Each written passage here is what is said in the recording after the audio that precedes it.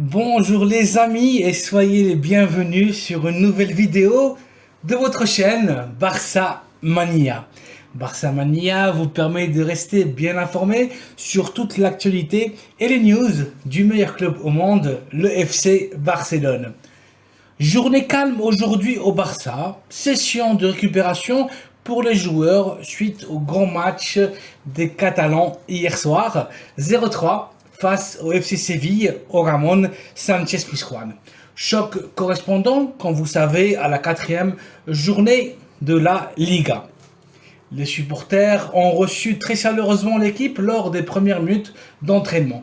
Visage souriant lors de la session matinale, ça faisait longtemps qu'on ne voyait pas une si bonne ambiance à Can Barça. L'équipe donne des signes très clairs de progression, match après match, et le rendement des Ter Stegen, Araujo, Koundé, Pedri, Gabi, Rafinha, Dembélé et Lewandowski indique que le Barça a enfin une grande équipe digne de son histoire. L'entraînement a été spécialement intense et dur pour le nouvel recrue, le latéral droit Héctor Bellerín et le latéral gauche Marcos Alonso. Xavi veut qu'ils soient prêts le plus tôt possible et ils pourraient avoir leur première minute de jeu mercredi prochain en Champions League face au Viktoria Pilsen. Cette saison est atypique, comme vous savez, car c'est une année de Coupe du Monde. Une Coupe du Monde qui se jouera pour la première fois de l'histoire en plein milieu de la saison. C'est pour cela que les 25 joueurs dont compte Xavi doivent être tous prêts, tous au top. Ils auront tous leur importance et des minutes de jeu cette saison. Dans les bureaux, l'activité ne cesse et le Barça se voit confronté à un problème tout à fait inattendu, l'affaire Griezmann. Oui, mes amis, il y a une affaire et un dossier Griezmann. Comme vous savez, le talentueux attaquant international avec la France avait été recruté par le Barça en 2019 à une époque où le club catalan était néfastement présidé par Josep Maria Bartomeu, qui risque d'ailleurs une peine de prison de 8 ans à cause du détournement de fonds dans le transfert de Neymar Jr. au Barça en provenance de Santos en 2013. Pour un montant de 88 millions d'euros, ça s'est avéré que finalement le transfert de Neymar a vraiment coûté au Barça 124 millions d'euros et que les 36 millions de différence entre ce que l'ex-dirigeant du Barça avait déclaré dans la comptabilité du club avoir payé et le prix réel du pass de Neymar a disparu dans la nature. Bartomeu est impliqué dans une affaire sombre et trouble et devra prouver son innocence.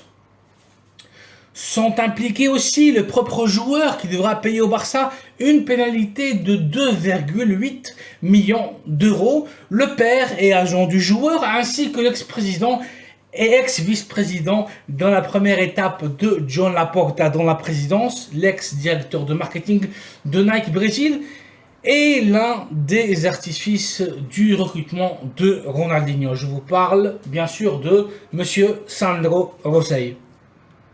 Concernant et pour revenir sur l'affaire Griezmann, le Barça avait payé un transfert de 120 millions d'euros en 2019 à l'Atlético de Madrid pour s'assurer les services de l'attaquant.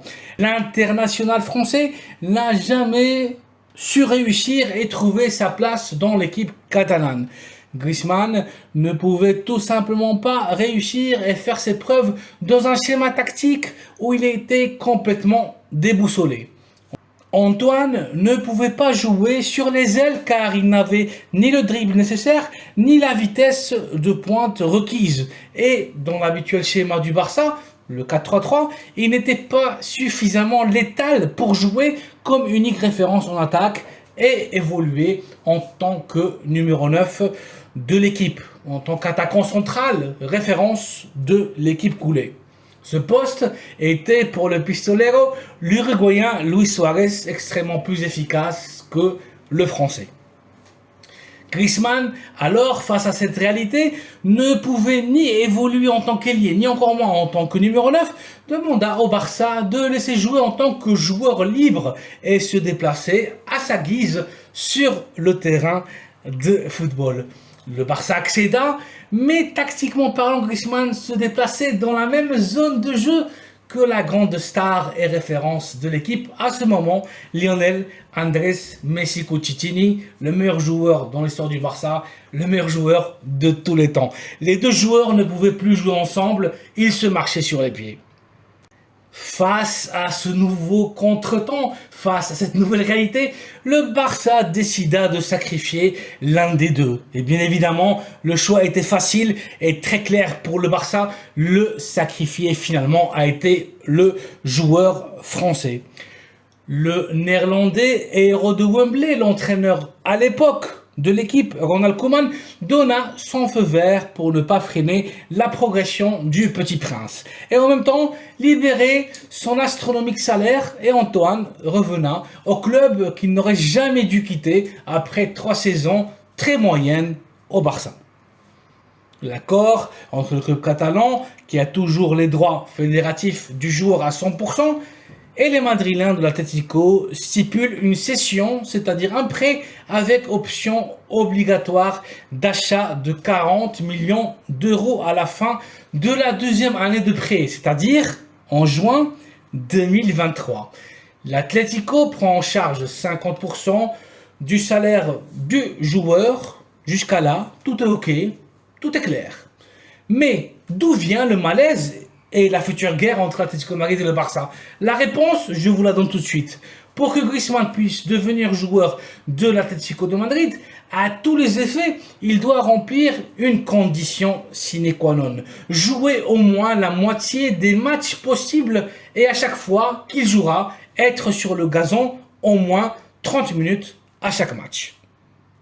Antoine Griezmann a déjà joué 70% des matchs possibles, mais depuis le début de la saison actuelle, l'Atlético le fait jouer à chaque fois entre 26 et 28 minutes de jeu lors de chaque match. Et tout ça dans le but et pour trouver une échappatoire et ne pas honorer son engagement avec le Barça. Griezmann rentre à chaque fois en jeu à la minute 63 du match. Le Barça, bien évidemment froissé et fatigué de toute cette histoire, a demandé des explications publiques à l'Atlético pour cet acte indigne et mesquin d'une équipe de première division. Il faut se poser et dire les choses face to face, pas de gaminerie. On parle de deux institutions prestigieuses et avec beaucoup d'histoire. L'Atlético a dit au Barça qu'ils ne savent pas quoi faire avec Griezmann, qu'ils sont eux aussi en crise économique et ils ont demandé la permission au Barça pour mettre sur le marché l'international français. Pour le Barça, c'est ok, pas de souci, pas de problème, tant que l'Atlético tiendra parole et paiera les 40 millions accordés et ce à la fin de la saison actuelle. L'Atlético n'a qu'à se débrouiller. Ça, c'était le premier discours de l'équipe madrilène, il y a à peine quelques jours. Mais il y a du nouveau et on peut vous le confirmer en exclusivité sur cette chaîne. L'Atlético veut garder Griezmann, veut négocier avec le Barça et ce matin même, ils ont proposé un paiement immédiat de 15 millions d'euros pour avoir en propriété l'international français. Le Barça a refusé et exige les 40 millions d'euros sur la table, les 40 millions d'euros accordés il y a une saison.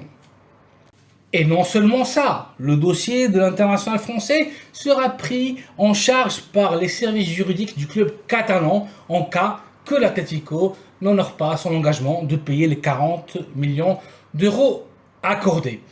Le Barça dans ce cas envisagerait de poursuivre le club madrilène en justice. La guerre est déclarée entre l'Atlético de Madrid et le FC Barcelone. Affaire à suivre.